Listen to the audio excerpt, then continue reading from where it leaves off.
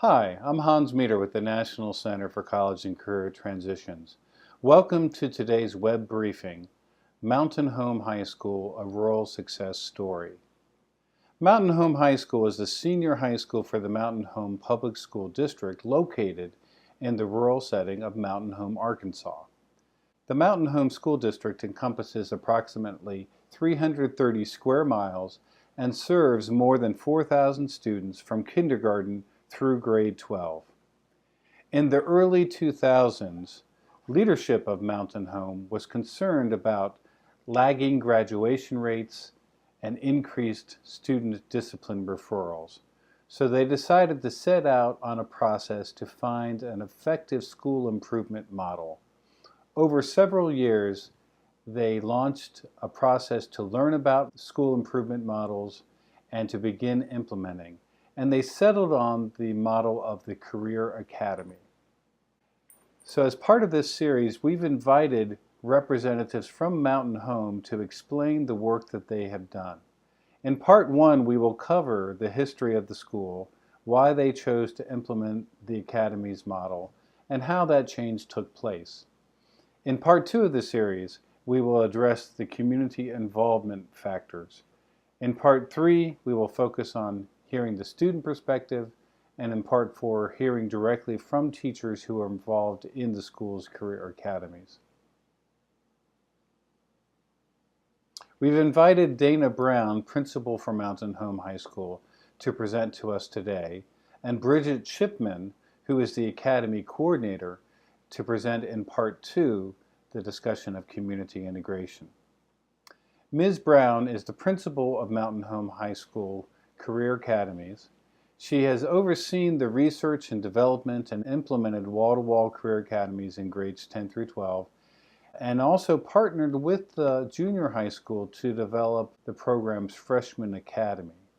She has presented at many national conferences about the work of Mountain Home and how they've implemented the Career Academy model in a rural setting. And she has received the Ford Foundation's National Designation of Leadership in High School Redesign at the professional level in a rural setting. So we're very delighted to hear from Ms. Brown today. I'll turn it over to you now, Dana. Thank you for the opportunity for us to share our story.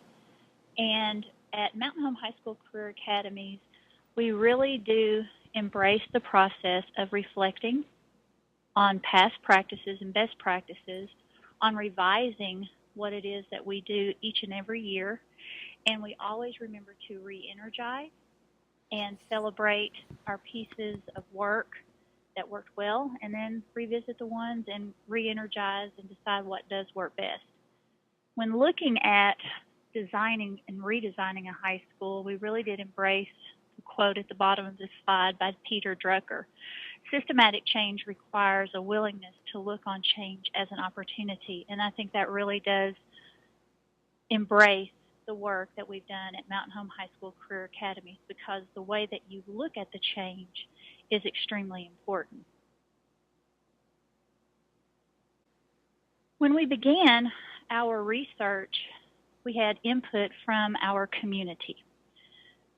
We had a company that was looking at possibly having a retiring workforce. We had our hospital that said, we really want to keep some of our graduates. We also looked within our system to decide, what are we doing to help our kids graduate, and are we keeping them engaged in class? Not only are we keeping them engaged, to transition, but what is it that we could be doing better to help the students really find, their learning relevant.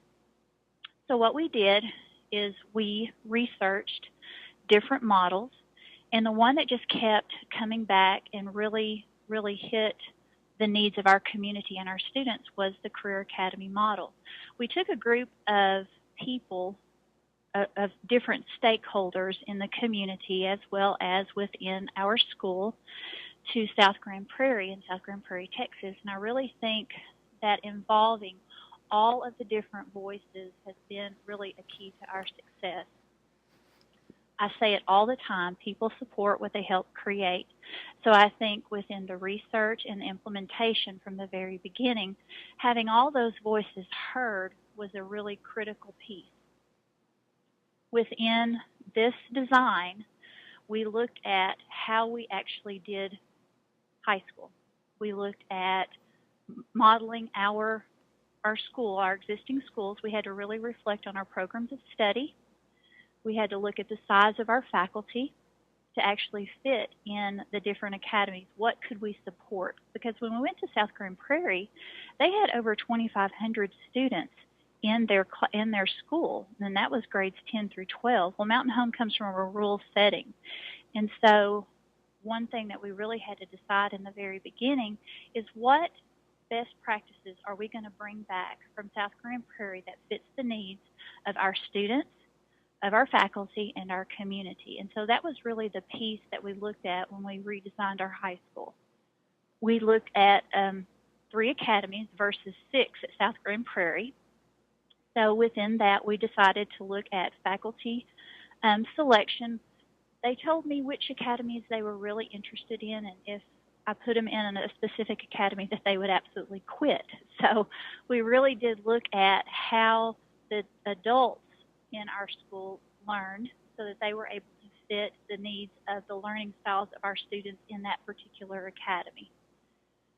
Academy leader selection. This is a totally teacher-empowered model. We really empower our teachers to develop integrated projects and have a voice. It's very important.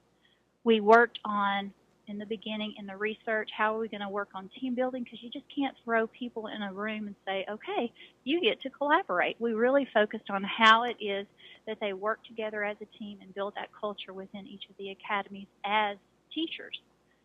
Now, each of the things that we didn't just do everything all at once.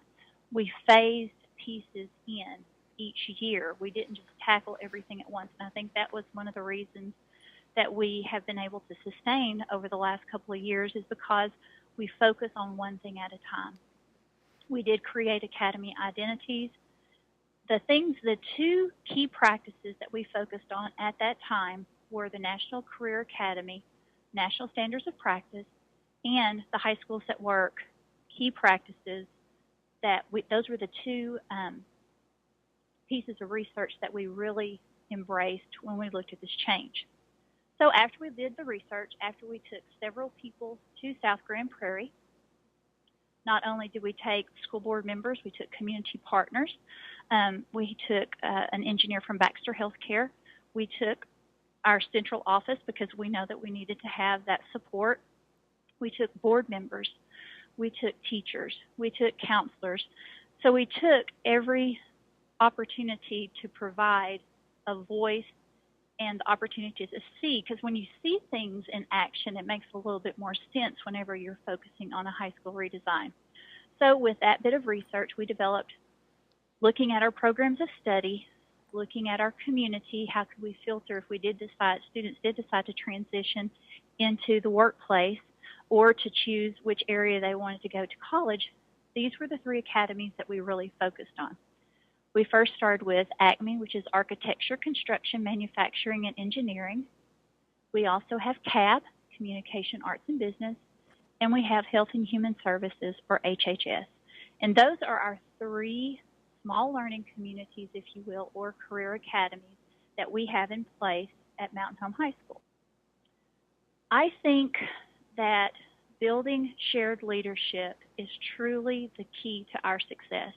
I believe that we have embraced the model of understanding as a principal, understanding that I don't have all the answers, understanding that people support what they help create, and keeping with the spirit of the integrity of hearing other people's voices, really making sure that the teachers embrace what it is that they're working with, but then as a leader to build that trust with those teacher leaders to be able to understand, as Rick DeFore tells us, you need to learn when to have tight leadership and you need to learn when to be loose.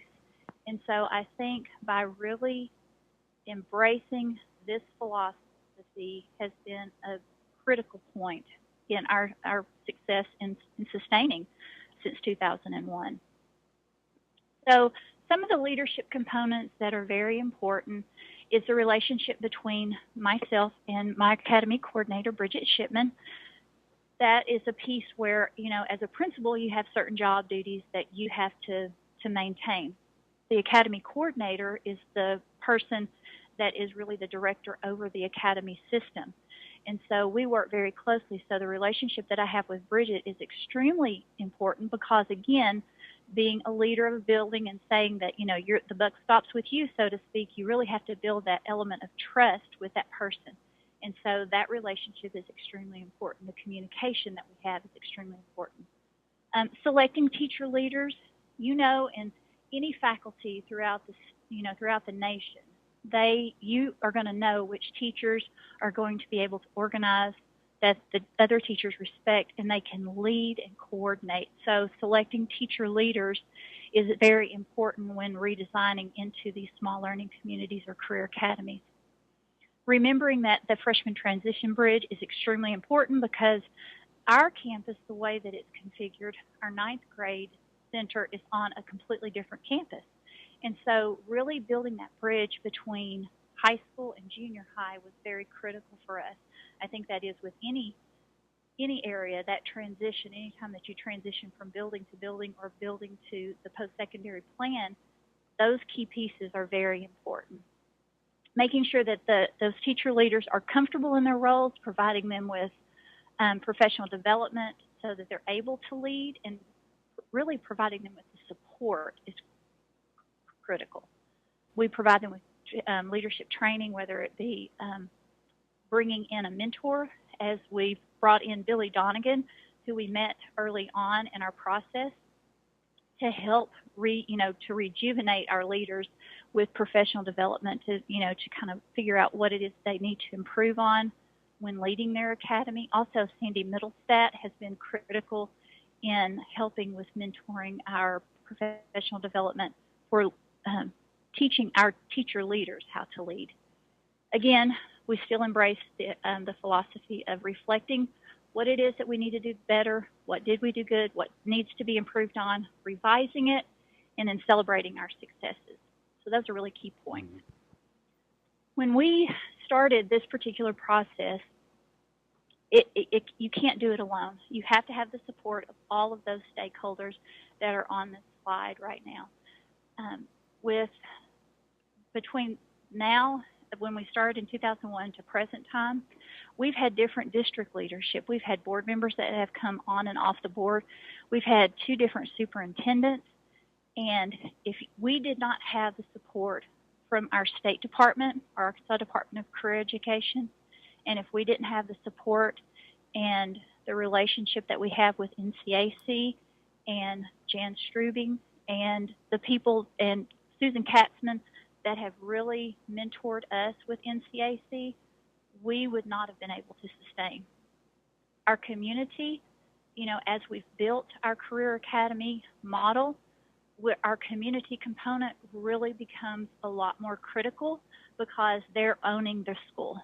They see ownership in what it is they've done because of the key pieces that we have implemented throughout the model. If we had not embedded our community the way that we have, I truly believe that we would not have sustained as long as we have. Parental support, always very important. We have a very strong Partners in Education program where our parents come in, and we have a very active parent organization. Again, building leadership, you really do have to have, as a principal, you have to be able to let go and to trust and to allow teachers to lead. And so I think that if you don't have all of these pieces together, working together, I think that's one of the critical components as to why we have been able to sustain. Again, we really, our go-to for resources is the National Career Academy Coalition. They have an assessment that they do, within, 3 to 5 year process. And we recently went through the evaluation process, And there are 3 different levels that you can attain in this model and in this assessment, and it's pretty much unheard of that all 3 of your academies are going to make the highest level. So the first level is in progress, where that means you're hitting some of the high points of the NCAC model and mirroring the best practices somewhat. Then they're certified, and certified means that you are meeting the requirements as set out to the national standards, but you could improve on them. And model status means that's the highest level that you can achieve, meaning that you are exceeding the standards and the requirements to meet those particular standards. And I'm really excited to say that we did receive model status on every academy that we have at Mountain Home High School. So HHS, CAP, and ACME all are considered model status. Within, again, we have to pull support in where we can, again, because we're a rural community. So whenever we attended NCAC, the conference, we found a piece of information which allowed us to write a grant and go through an assessment through the Ford Foundation, the philanthropic arm of Ford Motor Company.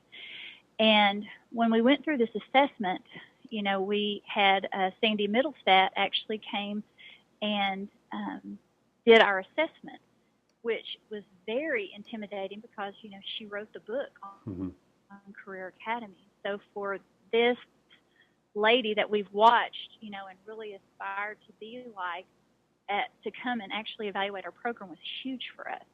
And so whenever, again, we hit the highest level that you can receive with the assessment so we did receive the designation of professional level in setting for high school redesign, which we were very excited about. So that means that our community is really embracing our best practices. From the Ford Foundation, we pulled these 3 main components for our best practices. So what that means is that Sandy Middlestat and Rick Delano actually came and mentored us through the process to build a strong and thriving teacher externship program where our teachers actually go out into our community for professional development, figure out how that particular business fits within their frameworks, bring it back, and figure out how to integrate it into a project. Rick Delano helped us to develop our model for the Business Advisory Board, which Bridget's going to fill you guys in a little bit later in part 2. And then also the Ford Pass curriculum was one of the pieces that we have utilized to help build in the beginning our integrated projects. So they're ready-made curriculum to help kind of spur on the teachers and help them to develop integrated projects. Our Arkansas Department of Career Education has been a huge partner with us. We were the showcase site for the state of Arkansas in 2009, which means that we've had several schools, not only in the state of Arkansas, come to us and we mentor them so that we are able to help share our story and help mentor them as they decide to redesign their high schools into the Career Academy model. We are a conversion charter school, and what that means is that we still operate under the same accountability measures that every school in the state of Arkansas operate under, meaning that our test scores have to be remediated. We have to make sure that we meet our AYP, or our adequate yearly progress. But what is so nice about the waiver is it allows us to support our Career Academy model with what is called waivers. So what we have written our waivers to help support the Career Academy model are the items that you see on the slide, which is flexible scheduling. We group our 9th grade and 8th grade algebra population so that it shows as one population for our adequate yearly progress. We also offer alternative credit. Our internship is part of our waiver. Our Freshman Transition Academy, since it's on a separate campus, some of the things that we do to encourage them to be a part of the Career Academy model is part of the waiver. And then we have a transition room for credit recovery so that students are able to transition from the junior high to the high school without having, to help them and build that support for credit recovery. Now, the common planning time and the flexible scheduling is one of our key pieces, because if you want teachers to be able to really embrace this model, they have to have the time and the opportunity to collaborate and to show them that you feel like, as a leader, an instructional leader of your building, that that is important and that's what you feel is important. So every Wednesday, 2 academies will meet from 8 to 9, while the other academy covers our remediation piece. That may be covering our state-required remediation, but also our point-in-time remediation if students are having problems like D's or F's in some of our core classes, then they're able to get assistance during that time as well. But that particular common planning time is critical. It's one of those non-negotiables with our academy model, because you truly do have to give teachers that professional development time so that they are able to develop the integrated projects necessary to make this work. Within that time, they work on integrated project development over a theme for each year. We also model, we pick out from our state test weak student learning expectations, and to give ownership to every person to those test scores, what we do is we identify from math and literacy and biology. Those are our 3 high-stakes areas. We ask the teachers to show us what weak student learning expectations are there, and then they have to figure out in the other curricular areas, how can I help support that weak student learning expectation in my classroom? We also use a best practice from High Schools at Work, which is tuning protocol, where teachers in a safe environment are able to share a lesson. They present it to their group, and they get warm and cool feedback to help them to better improve their lesson, and to maybe add some things or take away some things. So it's really a very positive time for teachers to provide that feedback to help their colleagues, to improve the lessons. We red flag students. We have those students that are attached to an academic advisory teacher, and that's kind of their go-to person to be able to, if they're struggling in classes or you feel like they're struggling personally, then they're able to, with the red flag system that we have in place, our students are able to get those needs met. We do have business partners that will attend to help develop some of our integrated projects. And then we've also put in place a parent panel where you can actually get discussions with parents to figure out what they feel is important and what their needs, to see if we are meeting their needs within this model. As you can see, over the last couple of years, Mountain Home High School has been well above the state and national averages on the ACT score. With our mission and vision statement, our mission statement is committed to excellence in education. Our vision is every student, every time. And if you can see on this slide, we've listed our belief statement. It really does tie in with the Career Academy National Standards of Practice, as well as the High Schools at Work National Standards of Practice as well. The one thing within this model is that we want to keep reinforcing those standards of practice within our daily belief systems, because if teachers understand that it's not one more thing on their plate, it really does tie within our mission, vision, and belief, as well as what National Career Academy says, the Career Academy Coalition, what they say is best practices for helping students to be more successful and to be ready to transition into college. Within our freshman transition, the key class that we have is Keystone. That's where the students actually get the opportunity to learn about themselves. They learn about their learning styles. They learn about what they like to do, and that helps them choose an academy. And we have some different pieces that we have felt have been very important for our freshmen. Even though they're at a different campus, we provide an extended advisory period and a transition day to allow them to be on our campus so that they can go through the motions of actually being a high school student on our campus before they actually get here. So we do try to build in those particular support pieces and programs throughout the year to get them more familiar with our campus and how we, how our day works. What does your day look like? Type situations. Our academic advisory program is where we tie a lot of our transition pieces into, because we have a vertical team that focuses on transition from grades 5 through 12, because that's in our configuration, that's where our students transition, from building to building into different, areas. So that's why we do feel like our freshman transition support is very important, because again, because they're on a separate campus, we really want them to remember that is your most important year. That ninth grade year is your most important year. That's when your transcript starts. And just because you're at a different campus doesn't mean you're not in high school. So that's one of the biggest pieces that we really try to focus on. Another piece of our puzzle that really helps us is embedding our community even further is our mentoring program. Our mentors have been an extremely successful piece that we have embraced.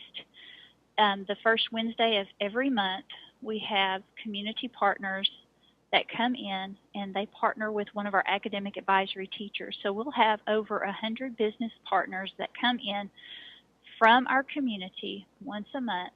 We ask them to stay with our 10th grade. They start with our 10th grade class, a 10th grade class, and they will follow that class until they graduate. So they really do build a relationship with our students, and our students are able to understand why certain things are important or relevant out in the real world whenever we bring in those particular business partners as a mentor. It is career focused. It is on, their interests, and it follows again within our AAP curriculum. So if our teachers are doing a lesson on volunteerism, then we share that information with our business partner to kind of help them get ideas on what it is that they might bring to the table in their job, volunteerism. We also have them bring in, if they would like, guest speakers. We do provide an orientation, because what we've learned is that just because we're comfortable being in front of kids doesn't mean that our business partners are comfortable being in front of kids. And so, again, learning the education world versus the business world has been a huge learning point for us. So we wanted to provide support, again, to our community partners when they come in as mentors. So we provide an orientation. We provide them with lesson ideas and a schedule of what it is that we're going to be covering through the whole year, so that gives them an idea. And we do stick to that first Wednesday of the month. That way, as a business person, you can put that on your calendar, kind of like Rotary, where you know when your meetings are, and you're able to, commit to that one Wednesday a month. We also have developed a mentoring manual, which is called Bridging the Gap, and we have it focused, or it has actually been showcased on 2 different national websites, as well as our Arkansas Department of Career Education. One of the things that where we re-energized was we were featured on CNBC Education Nation as a rural Arkansas town, how we rethought and redesigned our high schools. But the big piece was that we were one of 10 schools across the nation that they focused and showcased to show that we do look at solutions in education, and we do look at high school different. And so I would just encourage anyone to go to either of the websites that are posted on the slide and really look at what our story is and how we really try to transition and give the support to our students so that they're able to transfer and make that transition to the post-secondary world, whether it's to college, whether it's to work, or even to a technical center or the military. So we were very excited and humbled to have the opportunity to share our story with CNBC, and so that way everybody could see some of the neat opportunities that our teachers and our community are providing for our students. Well, thank you, Dana. That's very, very exciting and very impressive. So, as you were going through your presentation, a couple of things came to mind that I wanted to ask you about. And one is related to parents, one is related to your teachers, and then some general questions. So, related to parents, in many rural areas, small towns, one of the biggest challenges, of course, is generational poverty, Mm-hmm. and where families have almost lost hope of improving lives for the next generation. And in some small towns that we've worked with, the way that plays out is that parents maybe don't encourage their students to attend school. They just don't see the value in it. Perhaps the parents are a little intimidated by the school experience, so they don't come in for parent-teacher conferences. And the students just adopt that low set of low expectations that they're hearing from home. How do you work with parents to try to break that generational low expectations so that students can be and their parents can begin to envision a better future for themselves? I think it's really about educating the parents and the students as to what we do and why we do what we do with the Career Academy model. I think that by educating them to let them know the relevance of if I have the opportunity to have the internship class and I can actually see what it is and what opportunities that my community have to offer, then I think that helps tie with that poverty situation that we have within our community, because our poverty, I mean, we have 50% free and reduced lunch in this area. And so we do understand poverty, especially like you said, in a rural setting. But I think what has really helped us is our community connections and embedding our community within our programs. And I'll give you an example. Our ASU Mountain Home, which is Arkansas State University, is the Mountain Home campus tied to the Arkansas State University campus in Jonesboro. They recently opened a technical center because they looked at the needs of our community, and the areas that they really focused on was mechatronics, which really ties to Baxter Healthcare and some of our other industry, where we're seeing that population of some of the line workers or some of the lower level, entry level jobs, that workforce is retiring. And so ASU Mountain Home recognized the need to bring in that career and technical center. And so our students, so mechatronics, welding, which welding has been a huge pool for some of our students that had began in the poverty area, because you can make a lot of money. They've seen if they go out on the oil rigs, in other states, or, Boilermaker, or however, it is, whichever one of those trades. So that's just two. Another is an automotive area that ASU's Mountain Home is focused on. So if you look at our community, our college is trying to hit the needs of those students, as well as our other students that are interested in moving on to the college level. So it's hitting the needs of two different types of populations with that area. Our community also helps our Mountain Home Education Foundation to start up. They funded for our students. They gave scholarships for 30 juniors going in to be a senior, our seniors this year, and 30 seniors for that graduated last year.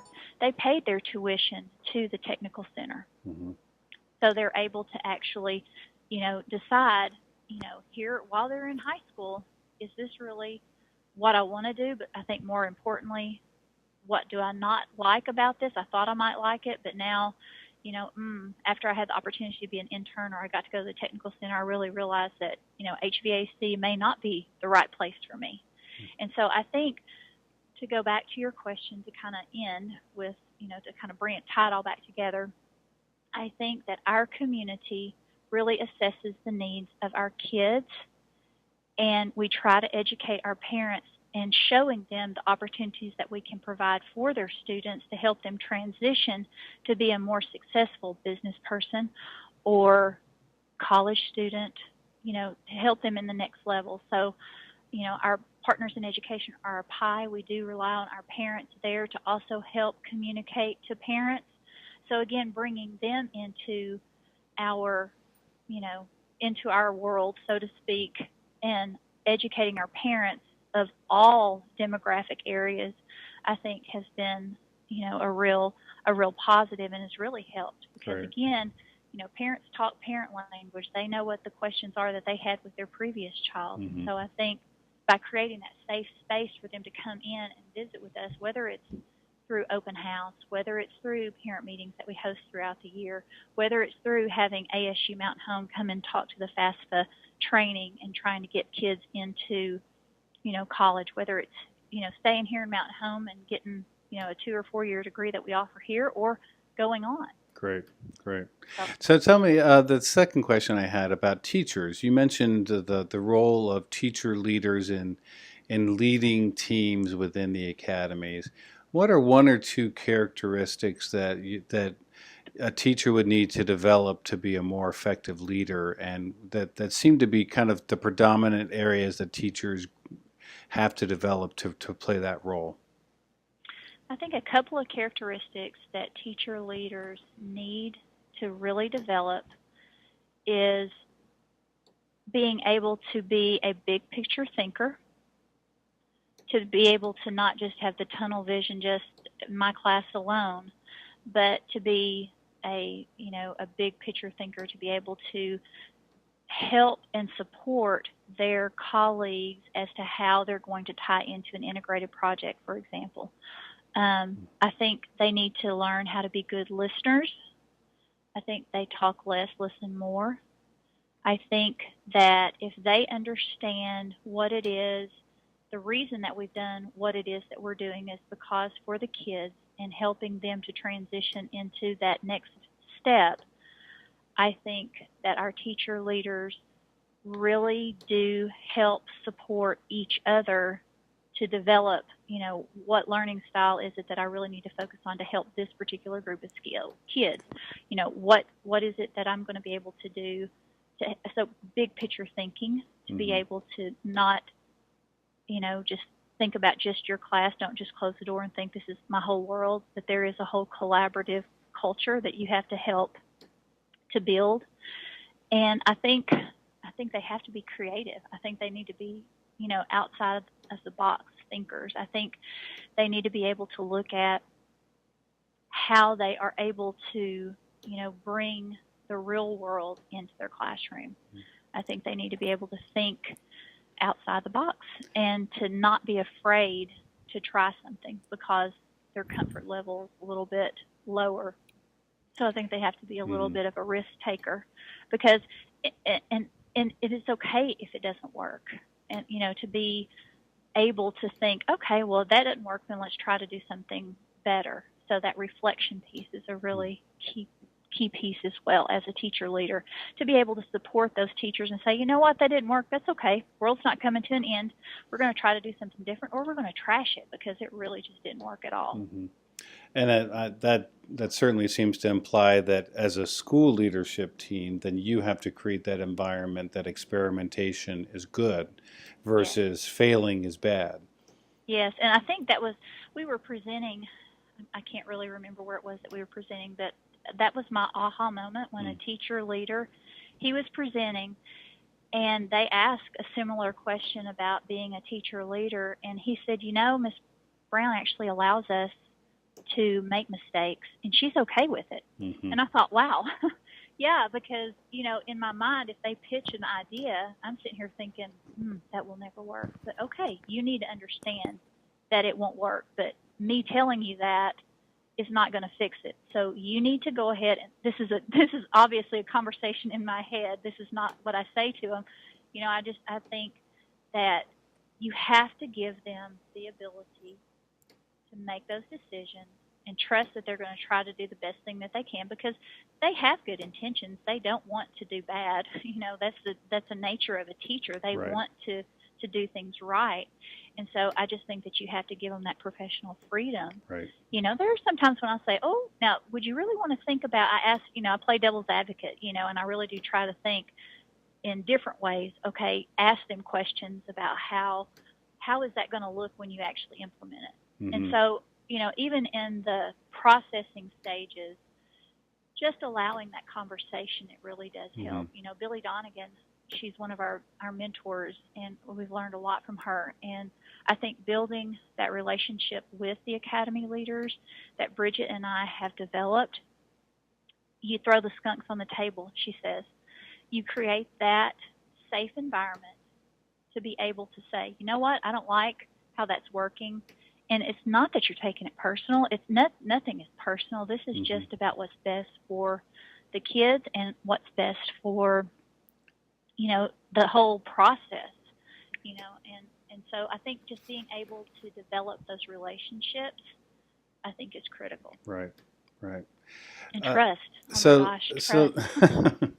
so let me finish up with two quick questions now. So, in terms of as a leader, as the person instigating and helping lead this overall process, what's something that surprised you in a positive sense that came out of this process? I think, you know, we've watched other schools go through this process, and I think I think the biggest pleasant surprise is that when we chose to redesign this high school, that we have been able to sustain, whereas others have not. So I think that's one of the biggest surprises. But I think even if I reflect on it, I shouldn't be surprised because our community has truly, the way we've embedded our community within our programs and the support that we have and the teacher buy-in and the belief that what we are doing is right for kids, that's been the surprise. And to hear our students whenever we host schools and they do student panels, and to hear them say that a teacher teaches like I like to learn, and for them to say, you know, if I hadn't have gone to that internship, you know, I thought I wanted to be a child care provider. I thought I wanted to do that. And then after 2 weeks in, I don't know that I want kids. You know, for them to have those aha moments, Mm-hmm. those have been truly, you know, all the hard work that you put in.